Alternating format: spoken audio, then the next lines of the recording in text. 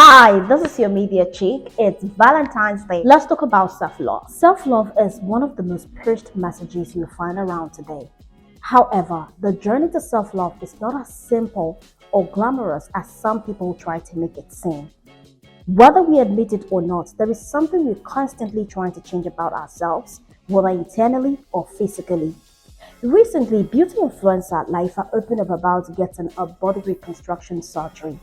While I'm not a fan of BBL, while I'm not a fan of surgeries, going under the knife to enhance yourself, I really was moved by her courage to be vulnerable. It's really not easy being vulnerable about your journey, especially as a public figure, the criticisms that come with it. But she was really honest, opening up about the journey, talking about the fact that it was not a walk in the park. And it just got me thinking, what risk are you willing to take to improve on your self-love journey? Because for me, self-love is not a walk in the park. It is you taking constant trips out of your comfort zone. How long are you willing to take those trips out of your comfort zone for you to discover that self-love that you need? Self-love is not just about saying, oh, I'm contented with the way I am, I love the way I am, when you know that there are certain parts of you that make you uncomfortable.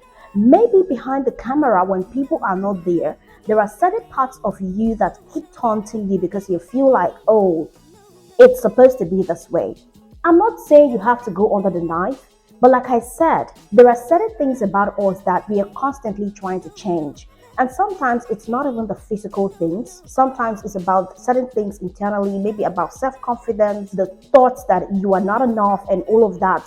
What risk are you willing to take to improve on your self-love journey? And the fact that it requires you taking constant trips out of your comfort zone.